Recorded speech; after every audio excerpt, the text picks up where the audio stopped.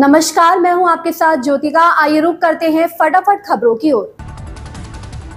RSS प्रमुख मोहन भागवत ने नागपुर में एक सभा को संबोधित किया, जहां प्रधानमंत्री नरेंद्र मोदी ने माधव नेत्रालय प्रीमियम सेंटर की आधारशिला रखी। उन्होंने कहा, इतनी लंबी यात्रा के कारण समाज ने संघ के स्वयं सेवकों को देखा, परखा और स्वीकार किया है। परिणाम स्वरूप अनुकूल परिस्थिति बनी, बाधाएं भी दूर हुई और स्वयं सेवक आगे बढ़ रहे हैं। संघ के दर्शन में हम कह सकते हैं कि 1 घंटा आत्मविश्वास पर लगाएं और 23 घंटे उस विकास का उपयोग समाज के कल्याण के लिए करें। यही हमारा विजन है और हमारे सारे प्रयास इसी सिद्धांत से प्रेरित हैं। यही प्रेरणा है वो स्वयंसेवकों को अपने लिए कुछ न चाहते हुए सबके लिए कष्ट करने की प्रेरणा देती है। बदले में कुछ भी नहीं चाहते, करते जाते हैं। ऐसी लंबी यात्रा के कारण समाज ने देखा परखा संघ के स्वयंसेवकों को और मान लिया। उसके फलस्वरूप अनुकूलता भी आई, बाधा भी दूर हुई, आगे बढ़ रहे हैं स्वयंसेवक, लेकिन ध्येय की वही दृष्टि कायम है।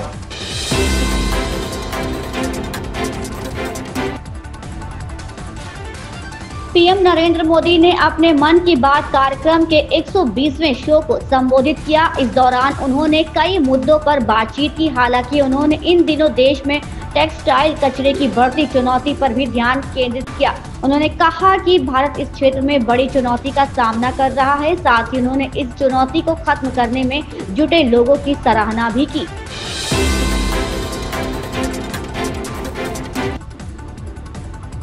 मॉस्को के एफएसडी खुफिया विभाग के मुख्यालय के उत्तर में अचानक पुतिन के काफिले में शामिल लिमोजीन कार में विस्फोटक हो गया। फुटेज के मुताबिक पहले कार के इंजन में आग लगी और बाद में ये अंदरूनी हिस्से तक फैल गई।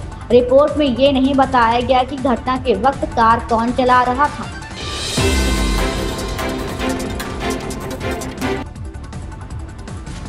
मन की बात कार्यक्रम में प्रधानमंत्री नरेंद्र मोदी ने कहा कि गर्मियों की छुट्टियों में बच्चों के पास काफी समय होता है। इस समय में बच्चों को नई चीजें सीखनी चाहिए और इस समय का इस्तेमाल अपने स्किल्स को लेकर बेहतर बनाने के लिए करना चाहिए।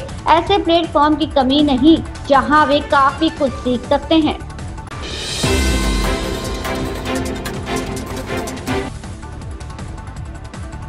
महाराष्ट्र के सीएम देवेंद्र फडणवीस ने कहा, ये गर्व की बात है कि आज माधव नेत्रालय का शिलान्यास हुआ है। दृष्टिहीनों को दृष्टि देने से बड़ा कोई ईश्वरीय कार्य नहीं है और ये कार्य संघ के स्वयं सेवक पिछले 30 सालों से कर रहे हैं।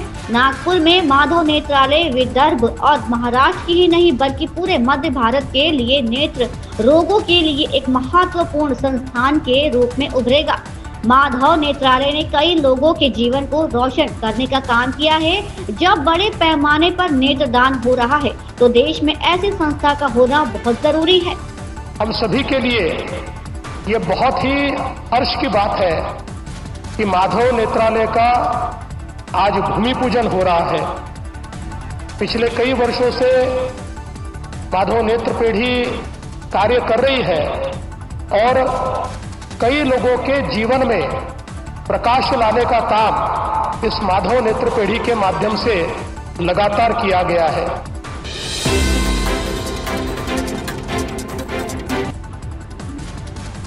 असम कांग्रेस के वरिष्ठ नेता और सांसद गौरव गोगोई ने पीएम मोदी को एक पत्र लिखा। इस पत्र में गोगोई ने असम पुलिस पर अपनी ताकत का गलत इस्तेमाल करने का आरोप लगाया है। पत्र में गौरव गोगोई ने बताया कि सरकारी बैंक में कथित वित्तीय अनियमितताओं के खिलाफ प्रदर्शन कर रहे लोगों को कवर करने के आरोप में एक पत्रकार को गिरफ्तार कर लिया गया। कांग्रेस सांसद ने इस मामले की जांच कराने की मांग की है।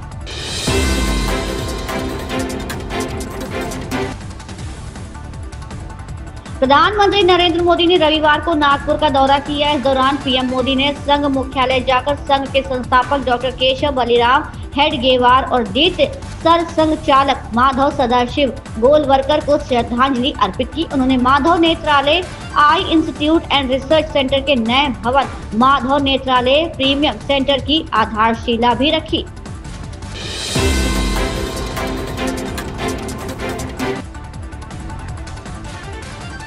प्रधानमंत्री नरेंद्र मोदी ने मन की बात कार्यक्रम में त्योहारों की शुभकामनाओं के बाद बच्चों की गर्मियों की छुट्टी का जिक्र किया। इस दौरान उन्होंने अपने बचपन के दिनों को भी याद किया। उन्होंने उन यादों को ताज़ा किया जिनमें वे अपने दोस्तों के साथ धमा चौकड़ी मचाते थे।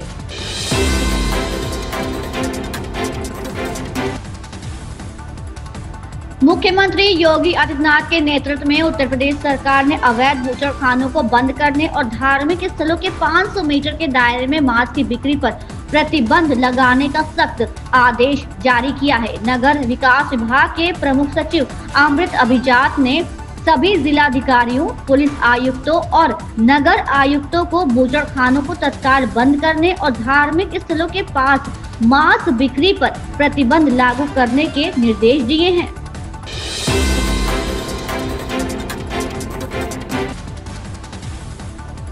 सपा अध्यक्ष अखिलेश यादव ने नवरात्र पर सुख, समृद्धि एवं कल्याण की कामना के साथ शुभकामनाएं देते हुए कहा कि इन पर्वों से हमें परस्पर सौहार्द, सद्भाव तथा शुचिता का संदेश मिलता है। उन्होंने कहा कि नवरात्र में मां दुर्गा के विविध रूपों की पूजा वस्तुतः मातृ शक्ति की आराधना है। देवी तमाम शक्तियों का एकाकार रूप है। वो अन्याय और अनीति के विरुद्ध संघर्ष की प्रेरणा देती है।